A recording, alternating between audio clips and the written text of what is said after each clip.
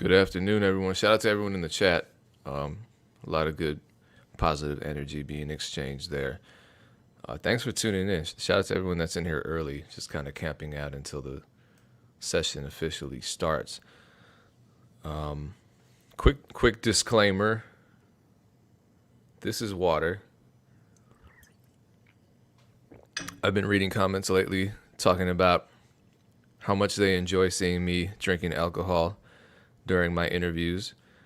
This is water. I've never seen alcohol in a container like this, and I actually don't drink alcohol, so I don't know if Twitch regulates that stuff. I just want to be clear. That's all. And no one's sponsoring me. Water's not sponsoring me either. A couple things before we get into the heart of the session. Follow at BeatStars on campus on TikTok. So TikTok is kind of like the final frontier for producers right now. Still feel like it's still wide open for a lot of producers to join and create a lane there. So BeatStars is obviously active there. So follow at BeatStars on campus on TikTok, the official account for student music creators on BeatStars. Apparently there's funny content on there.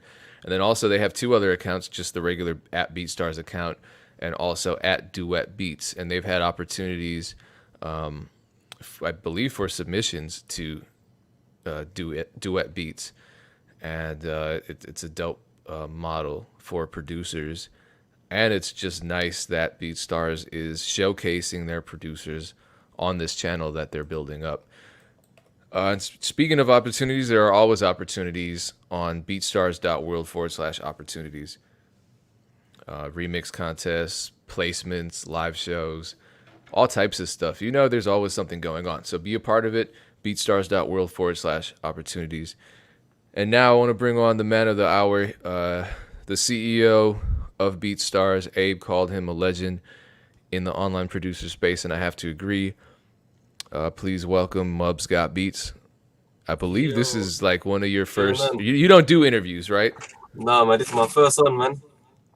Okay, then this means a lot. I appreciate it. Where's your cat? Wasn't there a cat up there a second ago? Yeah, she's chilling over here somewhere, roaming around. That's my girl Skylar. There's no room here for my cat to jump up, so she's just in her house. But I saw that. I was like, that's an interesting looking cat. She has like almost like tiger colors or something. Yeah, like she's like half Bengal, half Siberian, two breeds.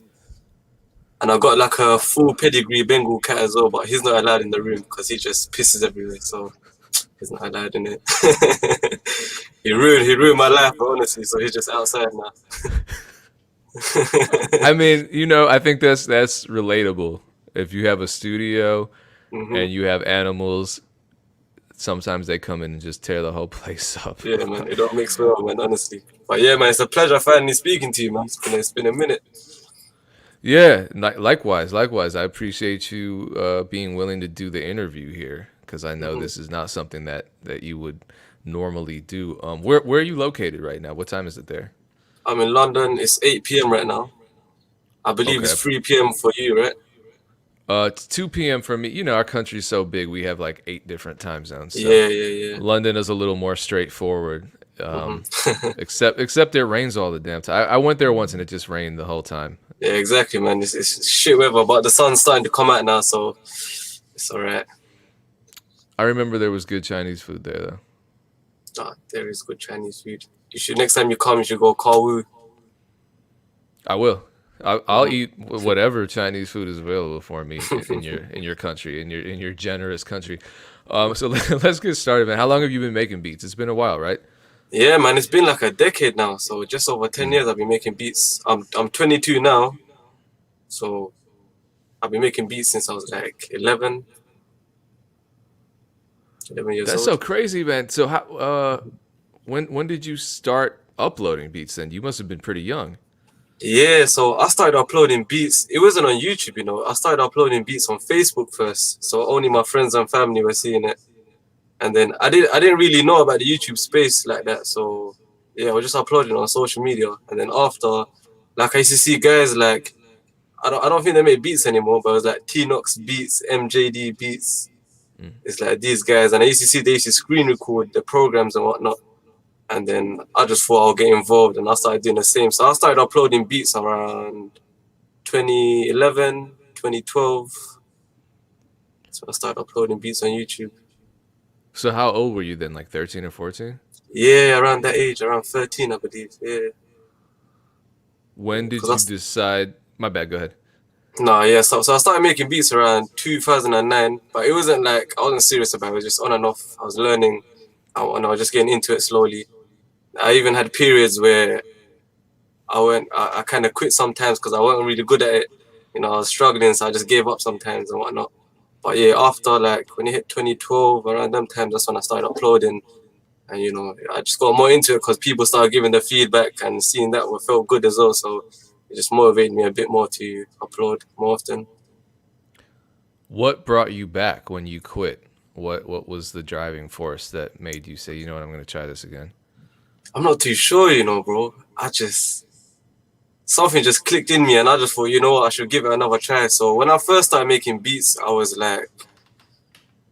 just randomly clicking buttons, just trying to make anything, you know. I didn't really know what was going on. I didn't know what certain features were meant to do. But then after, when I told myself I'm just gonna give it another go, there was these tutorials on YouTube, and they were like each video was like an hour long. So I watched like 6 to 8 hours worth of videos in one day, and I just learned everything I need to know, all the basic stuff basically. And when I got familiar with everything, that's when I was like, you know what, cool, like I can do this now, you know. And you use FL? Yeah, for studio. What are some Only of your FL. favorite plugins? Plugins, it will be definitely Contact. Obviously, Contact has a lot of different banks, but it will be Contact. It will be Omnisphere.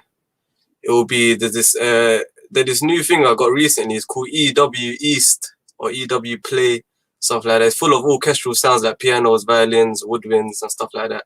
So yeah, I would say that one, especially that one, that's been my most favorite because it's got very natural, realistic sounding instruments. So yeah, I've been enjoying that one a lot recently. It's probably your most expensive plugin too, right? East West Yes, Sound is pricey. yeah, yeah. You gotta pay like so. I'm paying a monthly one. It's like $30 a month. Yeah, but it's worth it though. It's worth it definitely. Dope. So when did you actually start? When you started uploading beats when you were 13, when Hmm. did you start selling licenses to those beats? Okay, so when I started selling, to be honest, I didn't really know much about selling. So when I started uploading, it was more of a hobby sort of thing. It was just more for fun. I didn't even know you could make money off it, really and truly. And then all of a sudden, I got a DM on Twitter, and someone's like, "Yo, can I lease this beat?" And I used to reply to him as if I knew what was going on, but I had no idea what he was talking about. So I would just go on YouTube. I'll see what everyone else is doing, and then I learn about licenses. I learn about lease types and whatnot. So I just like, yeah, man. I would say like probably 2 years after or so, like 2, 3 years after, that's when I got my first sale. You know, like someone DM me and I just sold him any sort of license. You know, like it was. I would say that was around 2015 or something. Around them times. And then what happened after that? Did you just decide that, hey, I'm going to start focusing on creating a whole system for licensing my beats since people are interested?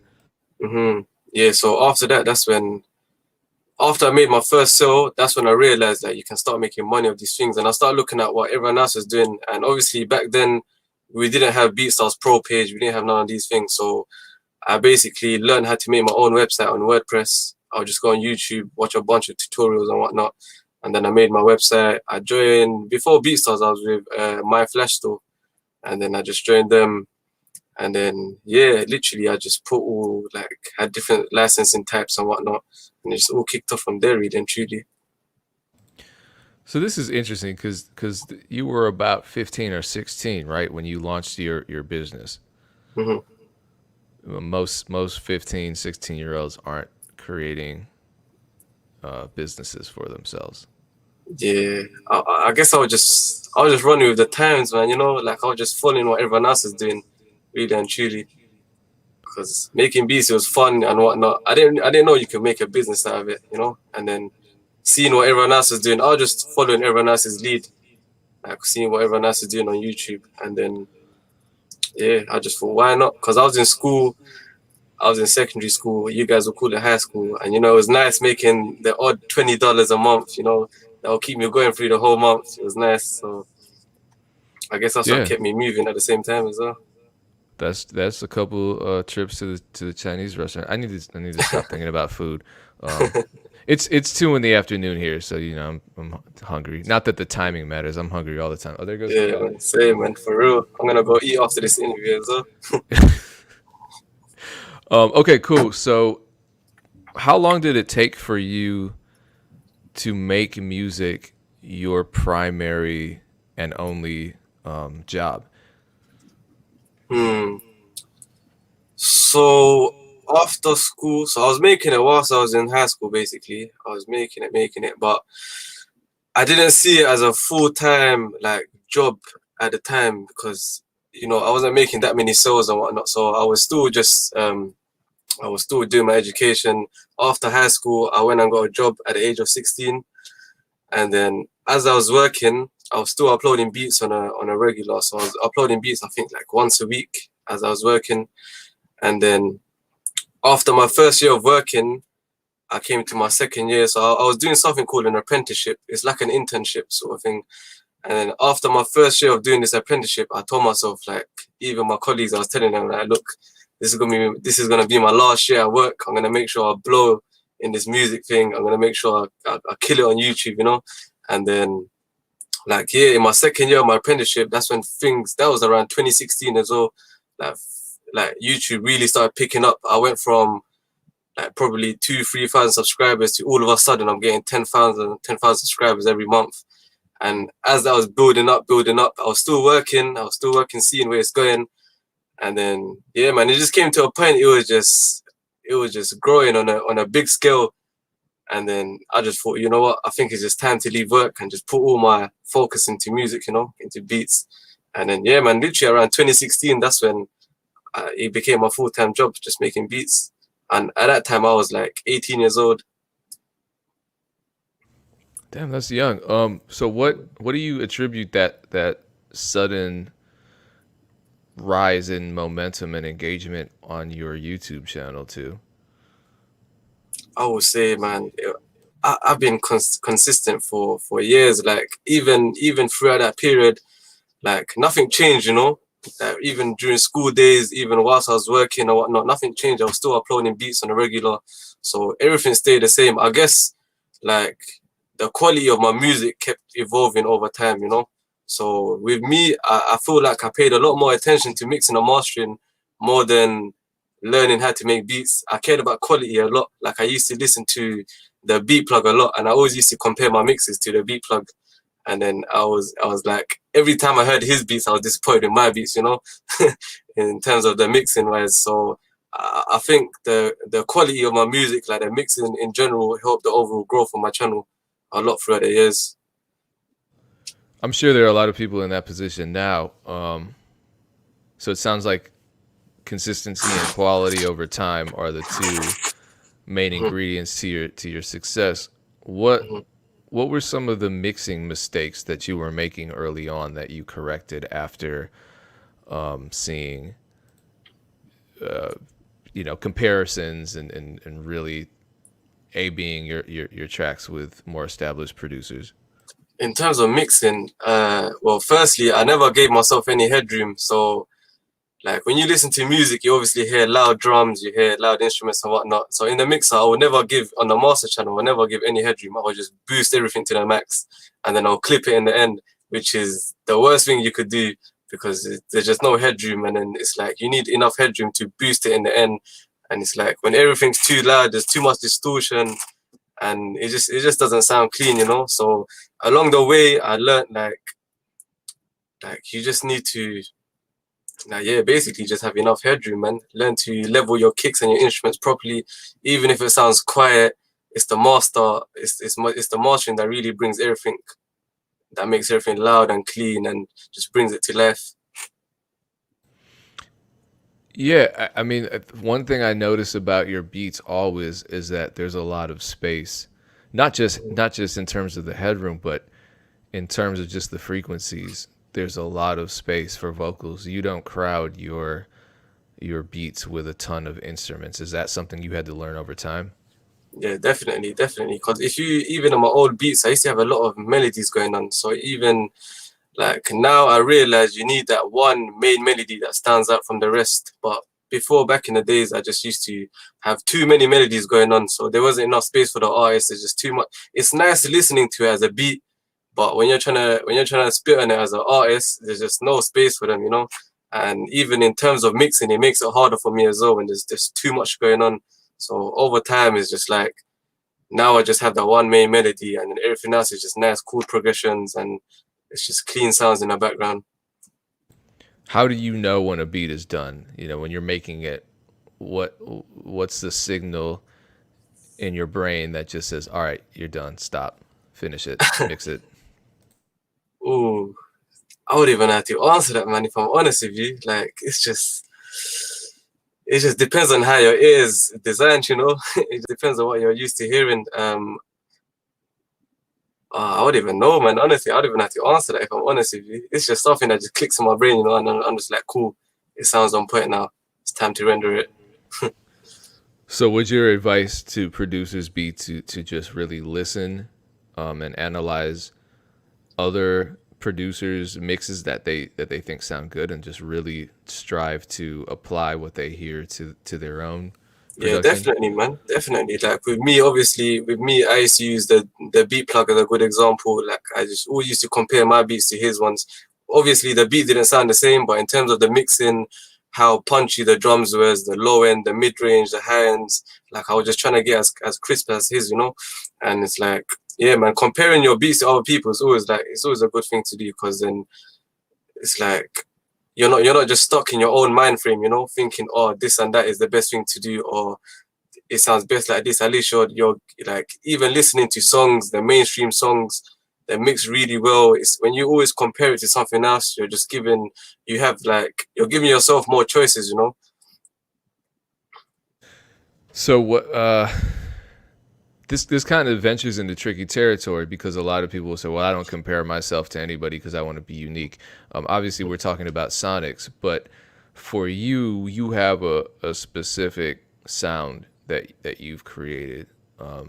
You know, when I hear a beat, especially if I hear, piano triplet melody, I'm like, that's Hmm. Mubs. I just know that's your style. You know what I mean? So how did Yeah. you get to the point where you developed your own style, and how did you even recognize that you had created a sound for yourself? I know, man. Obviously, at the end of the day, everyone hears things differently, you know. So it's like I could hear another person's beats, but end of the day, like you and me, we're gonna hear that beat differently, you know. So we're gonna gather different sorts of ideas from that one beat we both listen to. But I guess it would be like the things that have influenced me in my past, like a lot of things can inspire me. Like obviously, I'm Bangladeshi, so I've listened to a lot of Asian music in my life as well, and like Indian music, and they have these nice smooth flute melodies going on, and it's like, yeah, man, I would say like it just depends on your whole upbringing, the what you used to listen to and whatnot, and then whatever. Like we all have our own creative way of hearing things, you know, and then you just implement it into your own music somehow. What music do you listen to now that inspires you? I listen to now. I listen to a lot of drill music now, hence why I've been making a lot of drill beats. But back in the days, like I used to make a lot of dark, like especially when my YouTube channel was popping, I used to listen to a lot of me and Camille, like Jalil beats, Cardiac. So that's the kind of music I was driving towards as well. But then over time, obviously, music's evolving as well. So I started doing a bit of R&B, and then I started doing a bit of drill. Yeah, so let's talk about your YouTube channel. What was happening 4 years ago when you had 11 beats go viral? I mean, you had 11 beats exceed 1 million views on YouTube all in 1 year. Yeah. How what was going on? What happened? That's amazing. Yeah, man, it was good, man. Back, you see, back then, yeah, YouTube was really different compared to the way it is now. Right now, I think when you watch a video on YouTube, even if you're listening to a beat on the recommendations, they will show anything like, oh, this is the world's fastest car, or how this and that is made. They don't really show you another beat anymore. But back then, it's like when I had one beat going off and I saw it was doing really well. And this is something a lot of people didn't know, but when I had a playlist, I turned it into a series playlist. And then I used to arrange the beats where, so that one beat that was getting like 1 million streams, it will automatically go to my next beat. Even if it's a new beat, all of the views from that beat that's getting 1 million streams is driving straight to this new beat. And I just kept doing that to every upload. So literally, like in 1 month, I was getting 1 million views on 4 beats. Each beat had 1 million views, all because I had the series playlist, and I was just linking each beat to one another, and then somehow all of them just started getting views, and that's how my channel started gaining a lot of traction. Is that something you can do today, or did YouTube change that? Nah, I don't think you can do it today. No way, because Yeah. YouTube, the whole algorithm has completely changed. It's completely shifted to a new direction. It's not the same as it was before. Back then, like, it was easy to get views. Like, I remember when my channel, like, there was a lot of channels that was doing really well. Like, my channel was a channel called BeatStars as well, and Cash Money APs, Young Tego. There's a lot of channels that are doing good. And then all of a sudden, when YouTube changed the algorithm, like, my stats, it dropped. It dropped like crazy. My channel, Cash Money APs, Young Tego, everyone just started dropping views like crazy. Even big channels like PewDiePie and them, their channel dropped by like 50%, the views and the subscribers. It was crazy. But now slowly everything's like adjusting to this new algorithm, and you know, you just gotta somehow make your videos a lot more engaging to get views now. Yeah, it's interesting because it has changed so much, and then also there are.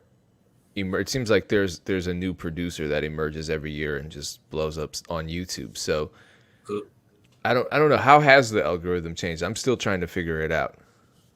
I think that the algorithm now is just whoever watches your video for the longest period of time, that's what makes your video pop off. Like if your video is like, if people watch your videos and they click off after 30 seconds, that's telling YouTube, all right, they don't like this video, let's not recommend it to other people.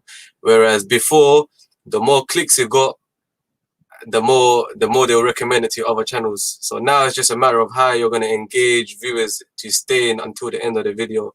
So I see people these days, they're making like music videos for the beats, and it's helping the channel, because when it's a music video, you're gonna watch to the end. You know, it's interesting. Every part is changing. Whereas even like my videos now, it's just one video with a audio spectrum or visualizer surrounding it. Like, it's not that interesting, you know. Like, it looks nice and whatnot, but it wouldn't want to make, unless the beat sounds sick, it wouldn't want to make them stay until the end. Whereas there's some people, even if the beat doesn't sound that great, the video looks amazing, so they're gonna stay to the end of the video, and that helps the channel and the overall channel and the video perform better. Are you planning on changing your YouTube strategy and creating more long form videos, I guess, or more visually dynamic videos? Definitely. I'm gonna start making basically music videos for my beats, and it's very time consuming as well. So I'm not gonna do it every time, but I'm gonna do it to a point where it's like at least once a week or so, you know, so the audience have something different to watch every week, you know. And then besides those one music videos I'm gonna upload every week, I'm gonna have those normal videos as well. So it's like a bit of everything. Your YouTube strategy has changed a lot over the years. I was looking at your channel and just kind of going way back and seeing how things have changed. What are some ways that you've consciously changed your YouTube strategy that has worked or that hasn't worked? The things that have worked is obviously the main things about a YouTube video. If you really want your YouTube video to do good, or your overall channel, is just your keywords, your description, your thumbnail is really important. I would say they're the main things, to be honest. Like, even like SEO is really important. Search engine optimization, that's really important, because there's some channels they will put like I don't know, Drake type beat and the name, but I just feel like that's not enough, you know. Like, I feel like you need to do a lot more than that, as in little things like adding Drake type beat 2021. Just that one extra keyword is just widening your search, you know, you're widening your audience. So stuff like that. And then it's like, yeah, man, keywords, and just trying to follow the trends as well. So having tools like TubeBuddy, with these tools you can see certain keywords are trending, and if you can run with the times, your channel will do good as well. But the main thing is, I would say, you should always keep an eye out on your analytics and see which keyword is doing good for your channel. Because if a keyword does good on another person's channel, it doesn't mean it will do well for yours. You have to see what's doing good for your channel. So with my channel right now, I can see R&B drill beats is doing really well. But when I upload a trap beat, for example, it doesn't do as good as an R&B drill beat. So on my YouTube channel, is like, once you found out what the audience wants, you should just drive towards that and then keep pushing towards what they want. And then on your BeatStars page, that's where you can upload all the beats you want, you know. But on your YouTube channel, because there's like a specific audience that's coming back to your channel every time, you should just give them what they want to see, you know. So right now for me, it's R&B drill beats or drill beats in general. So I just keep uploading drill beats now, and I upload the odd trap beat here and there as well. Yeah, that's it's interesting. Have you considered creating a separate channel to upload other styles of beats? You know what? Yeah, I have considered it, but I thought it's just too much effort, man. Really and truly, it's just too much effort. Like, up making a whole channel starting from scratch when I've got a whole channel that's got 280,000 subscribers.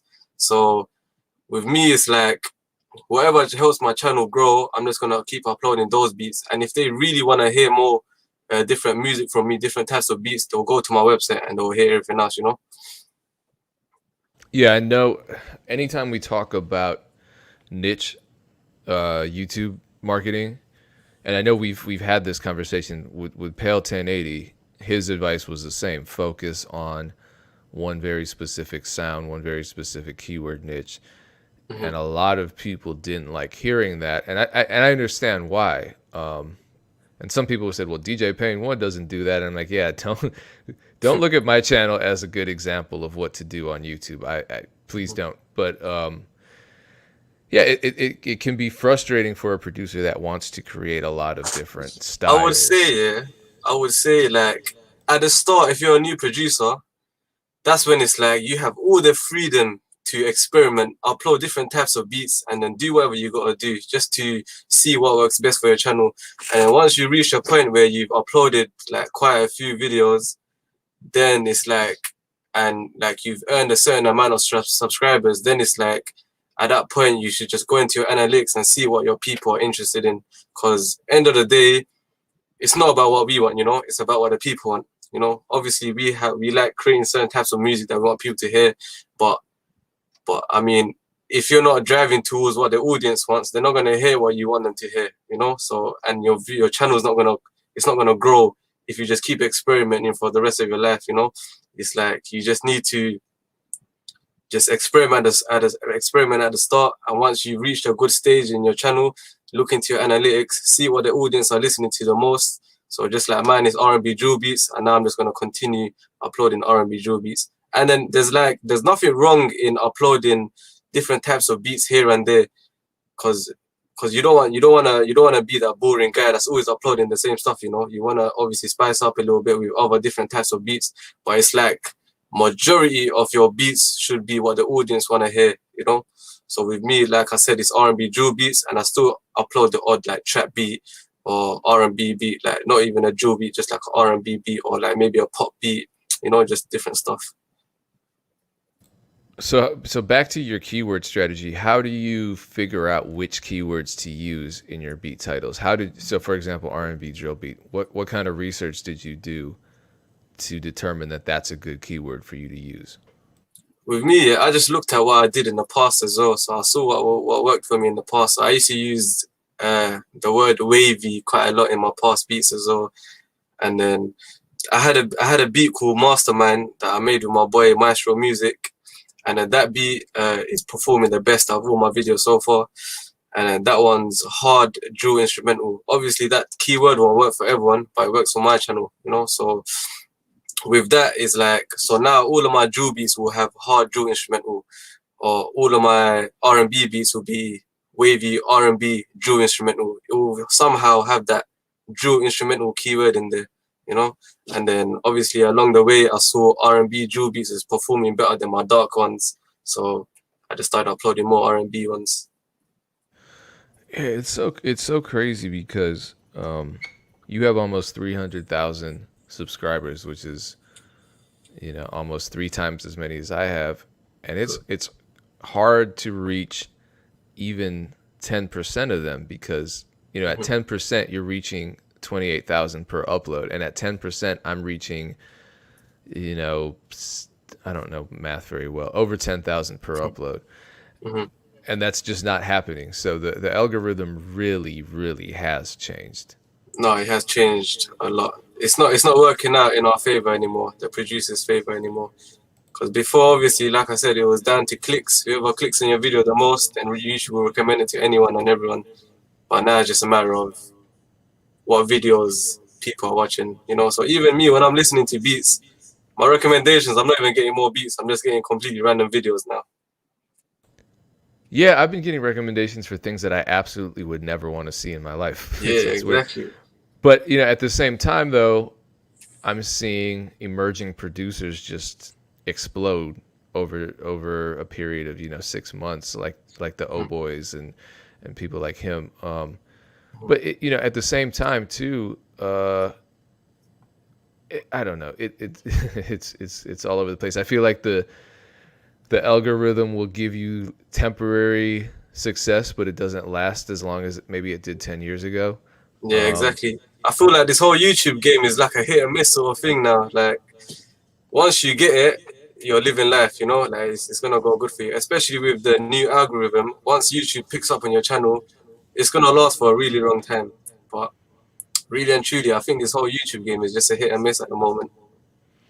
So speaking of hit and miss, Persis Music wants to know what your thoughts are on uploading beats to Instagram or TikTok. Um, I think it's fine. Like I literally made a new Instagram page the other day called Beats by Mobs, and I started uploading my beats there. But I can't really tell you how well it's doing because I only made it like a few weeks ago, and I only got 2 beats on it so far.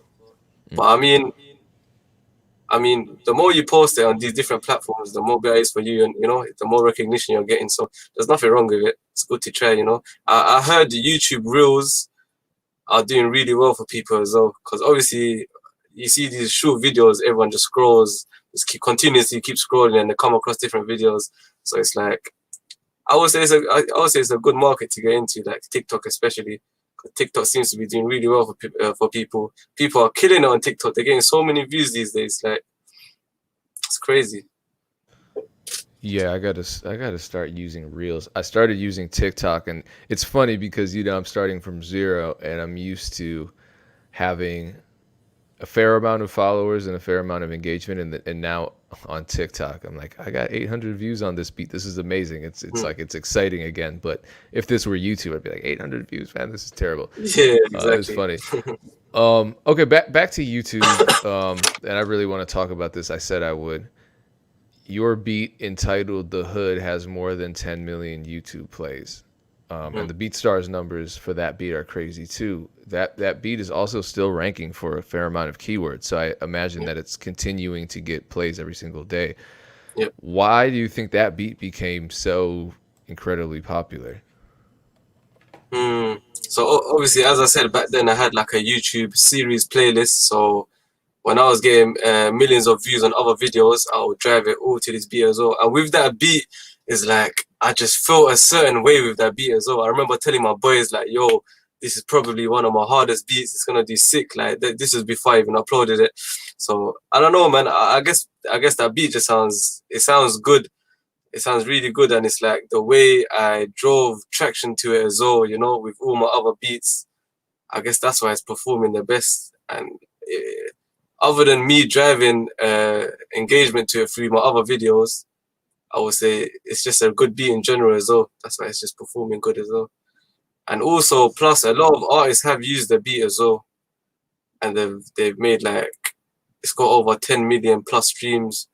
So maybe people that use the beat because of their track, it boosted the video views as well some way in some way.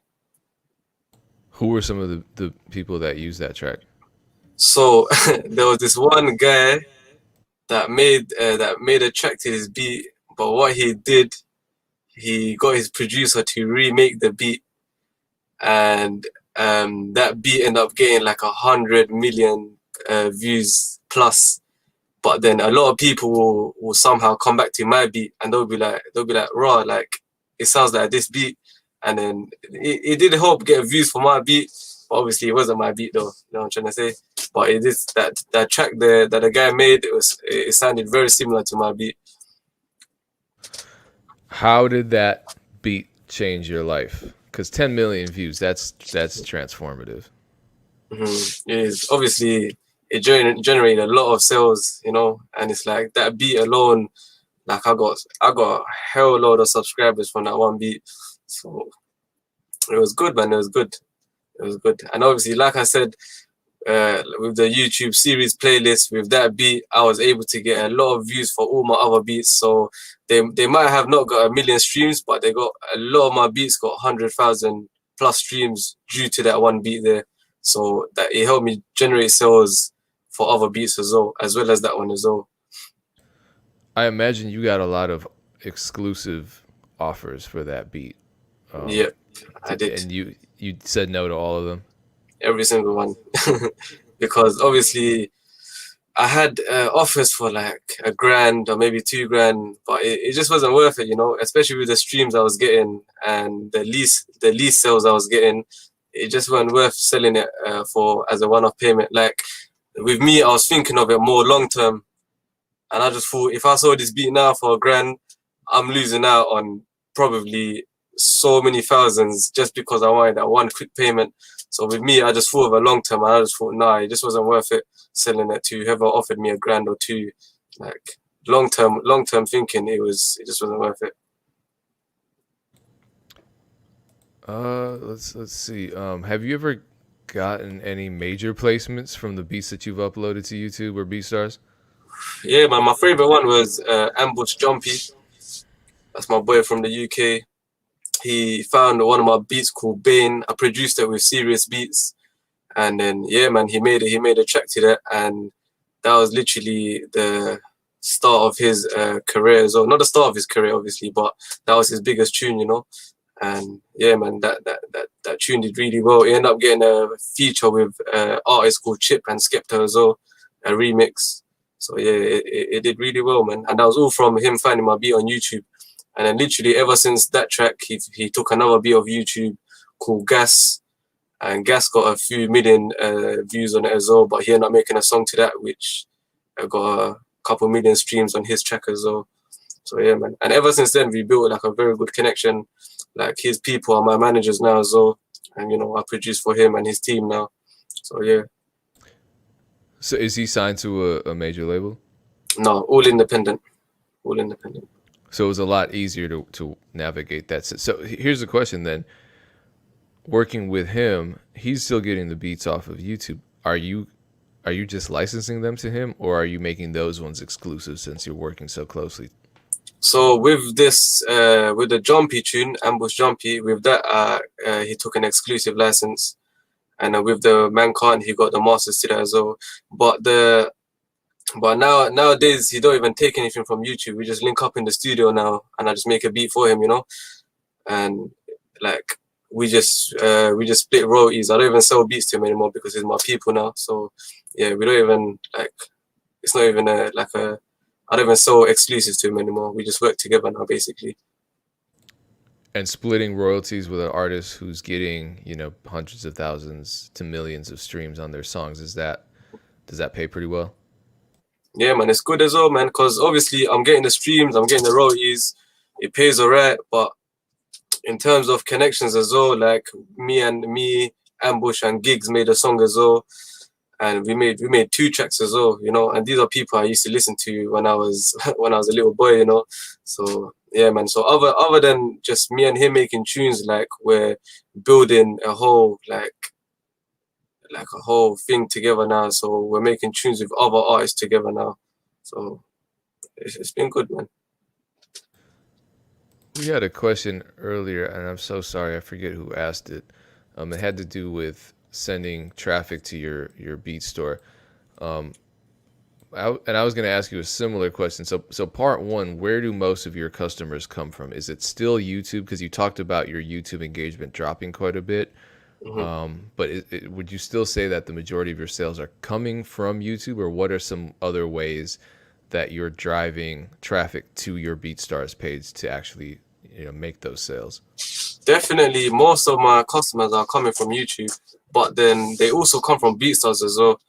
And the BeatStars marketplace is really good because I'll be honest with you, I don't really do much in terms of promoting my pro page and whatnot, but because of how good the marketplace is, I'm getting a lot of sales from the marketplace. Like I always get email. Okay, Oh I no. got so my webcam just go off. Oh, okay, nice back. Yeah, your internet cut out. Okay, let me ask you that question one more time. Oh wait, can you hear me? Yeah, I can hear you. Okay, so that was a good answer, but it started. You were in the matrix. Yeah. So where how do what how are you driving the majority of your customers to your BeatStars beat store? I'm driving them literally. So a lot of them are coming from YouTube. They're still coming from YouTube, but then they're also coming from BeatStars as well, the BeatStars marketplace. And as I was saying, like I don't really do much to promote my pro page because I just really and truly I just upload it on YouTube, and then a lot of my sales come from there.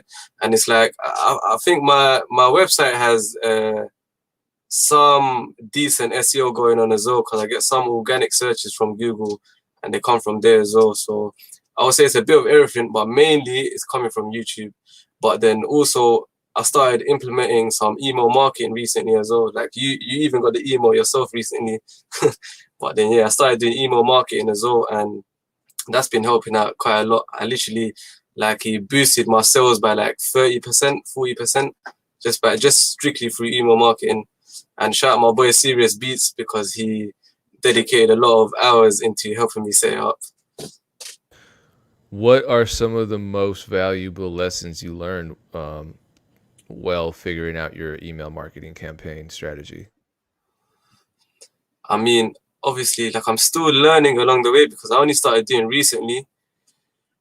But I would say the main thing is just speaking to them in such a way like you gotta with your email marketing, you gotta make it seem like you're talking to them directly and you're not chatting to a whole group of people. You gotta make them feel special as if you're talking to them one to one, because when people open your email and it sounds like you're trying to sell them something, like you're trying to like obviously you're trying to sell something to them, but when it sounds like you're trying to sell to a whole group, a whole audience, they're gonna click away straight away. But you gotta speak to them in such a way where it's like I'm chatting to you on a one-to-one level, and this offer is strictly for you, is exclusive to you. And it's like I've learned the subject line is very important because the subject line is what makes them want to click in the first place.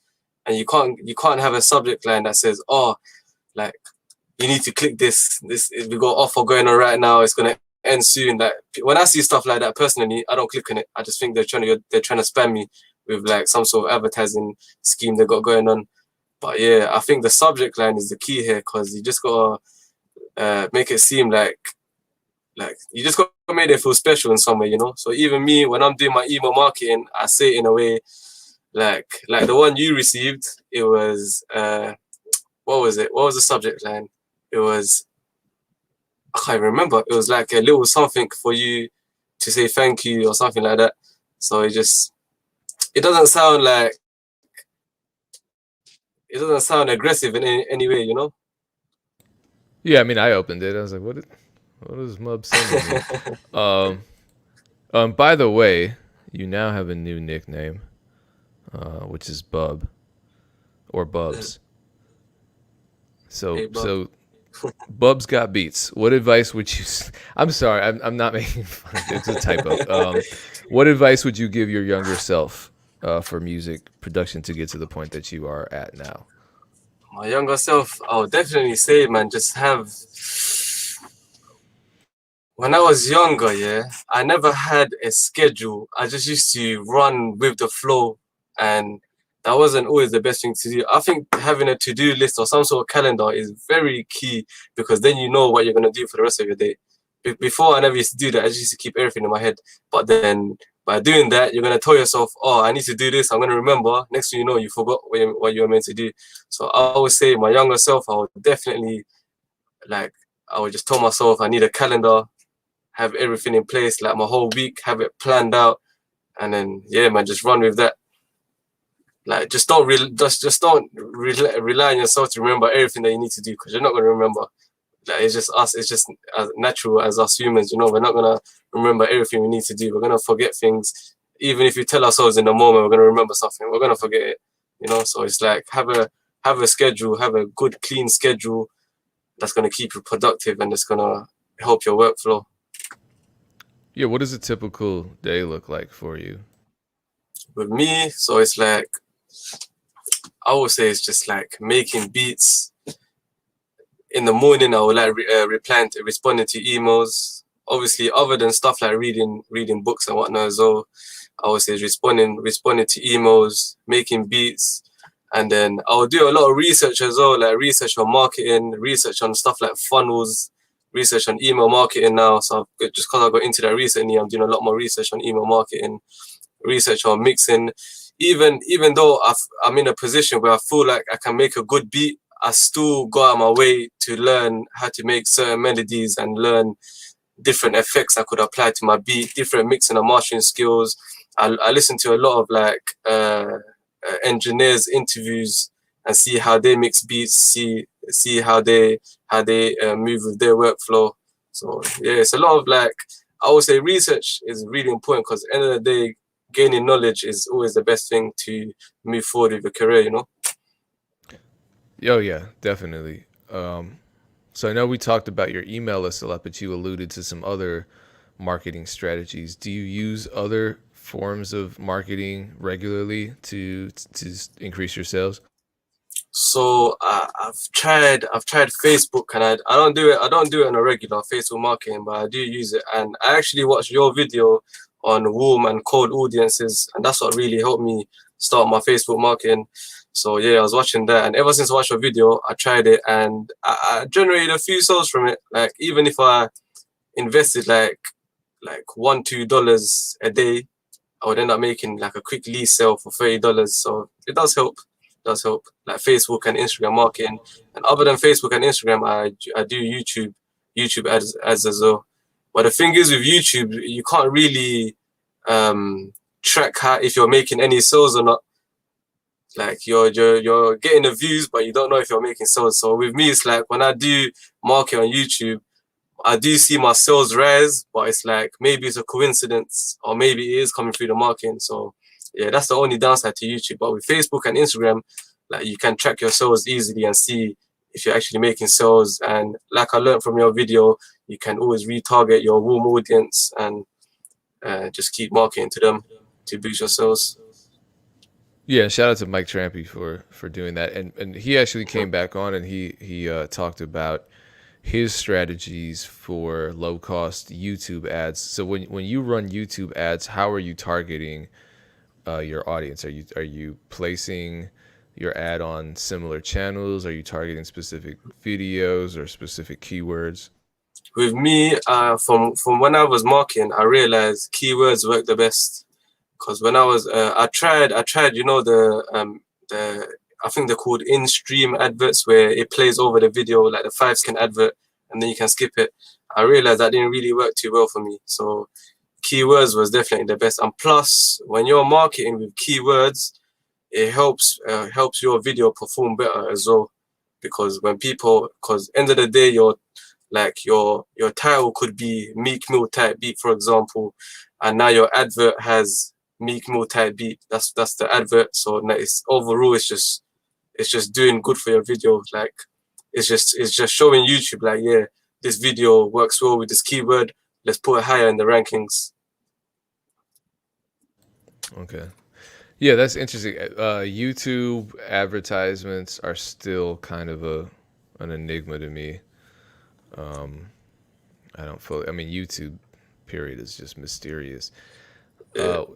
You have a good amount of followers on BeatStars actually. So you're talking about the marketplace and how BeatStars is actually a good source of sales in and of itself. What strategies did you use, if any, to build up your? How many followers do you have on BeatStars right now? Like 40, 50,000? Yeah, I got like 41,000, I believe. Yeah. How did you build those 41,000 followers? I mean, I'm sure a lot of it come from YouTube as well. Like a lot of it, because end of the day, they're going to my BeatStars page to buy beats. So I'm sure YouTube definitely boosted though. And I think obviously because people are coming from YouTube, it helps the SEO on BeatStars itself as well. So my beats probably show up on search results better. But then what helps a lot is reposting your own beats. I think that helps a lot. So even if you've uploaded a beat, and if you've got a beat that's doing really well, it helps a lot just to continuously repost it to your followers, and then it will just help. It will help boost the streams. It will help boost the likes, and it's like people that might not have seen that beat before, even if it's an old beat, it's completely new to them now simply because you reposted it. So I would say reposting beats has definitely boosted my followers a lot, just by reposting. Another thing I noticed about your BeatStars page is you create a lot of playlists. And so, for example, your drill type beats playlist is pretty popular. Does that help you sell more beats? Um, I wouldn't know, if I'm honest with you, man. I wouldn't really know, to be honest, because I don't know if it's coming from the playlist. I don't know if it's coming from somewhere else, you know. But it definitely does help. It does help the streams because end of the day, it's a playlist, and if people like drill beats, they're gonna run through the whole playlist. You know what I'm trying to say? So I'm sure it does help. So why do dancehall artists like to make diss records to your beats? Huh?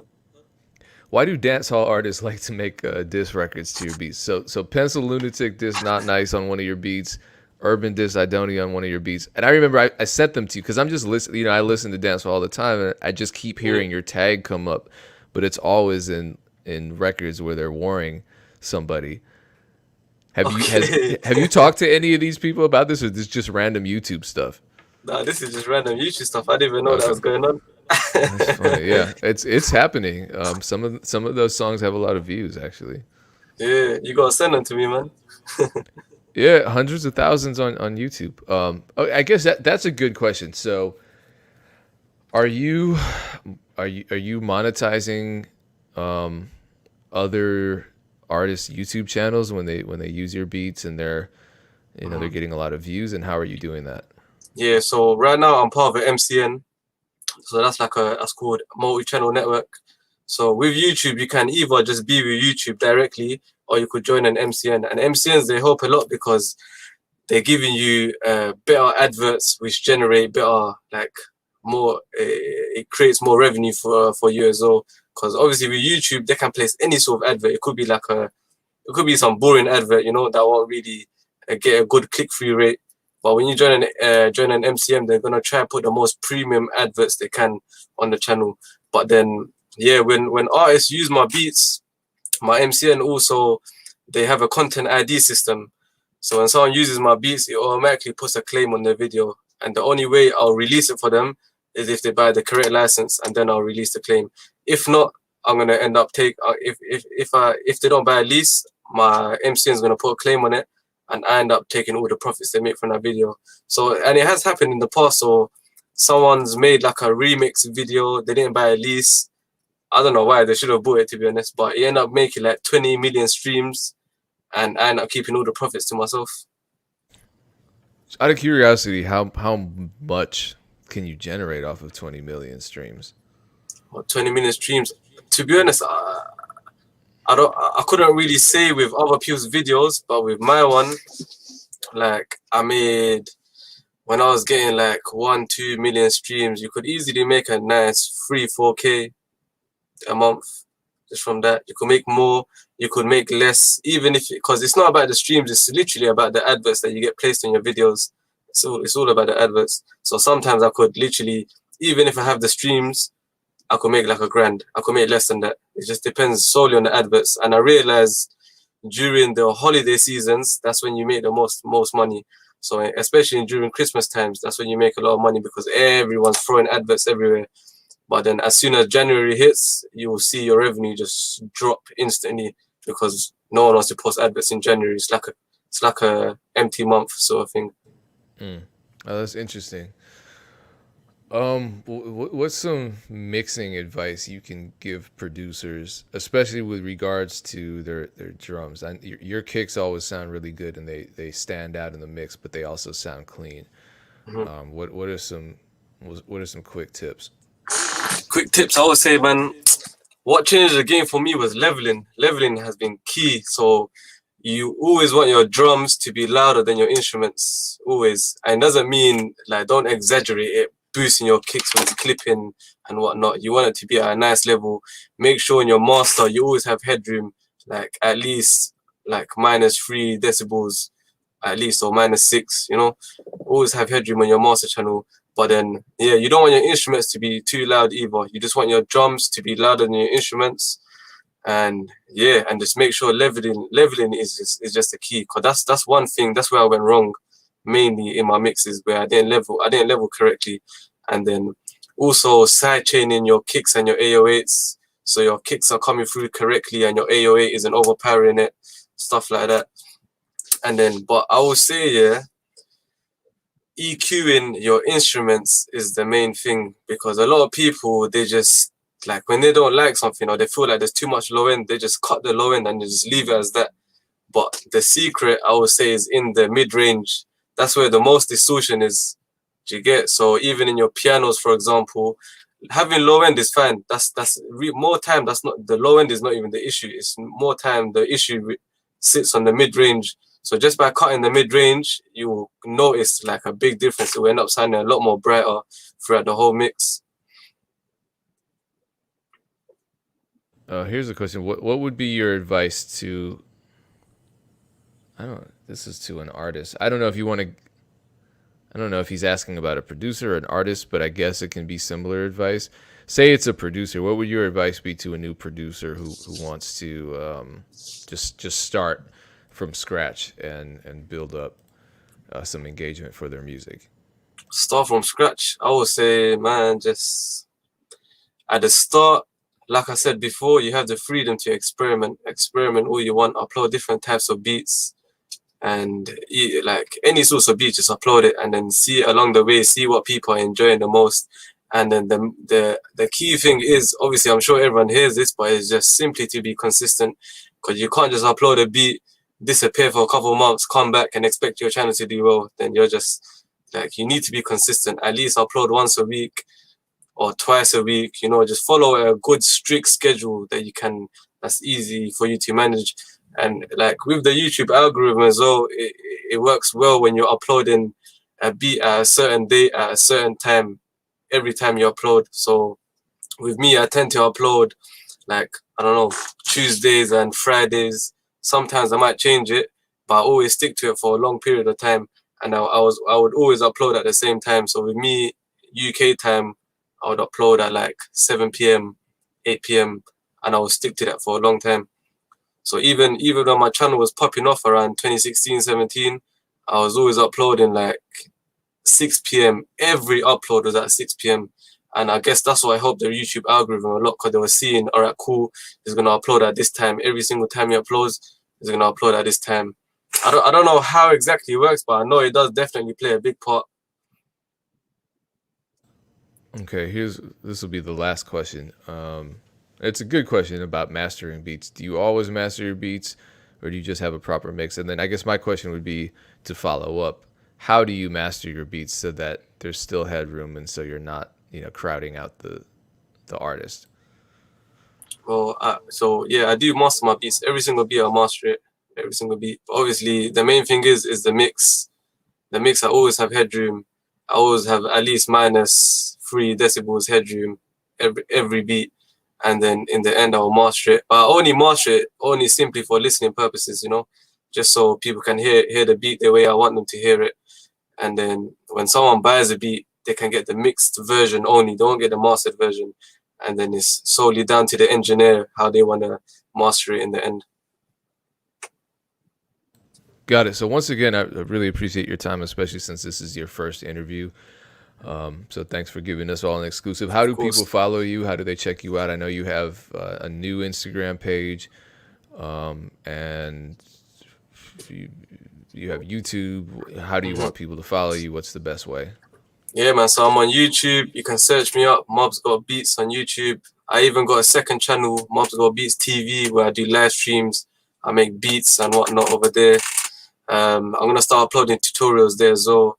I got Instagram, Mob's Got Beats as well. My second Instagram page, just solely for beat uploads, is Beats by Mobs. And yeah, man, I'm on Facebook as well. Mob's Got Beats. I'm not on Twitter anymore, so yeah, I got TikTok as well. Even though I don't really have anything on TikTok, but that's also Mob's Got Beats. I'm on SoundCloud. Mob's Got Beats. If you wanna check out my website, it's mobsbeats.com. And yeah, man, I even uploaded a beat just before I jumped on this live on my YouTube channel. So if you want to check that out as well, feel free to check it out. Yeah, I think I might. Once again, thank you so much. Appreciate you. Shout out to everyone in the chat. Be sure to check out beatstars.world/opportunities for opportunities in the BeatStars world. There's always something going on. Follow BeatStars on TikTok, Duet Beats. Follow Mubs as well. Appreciate all of you.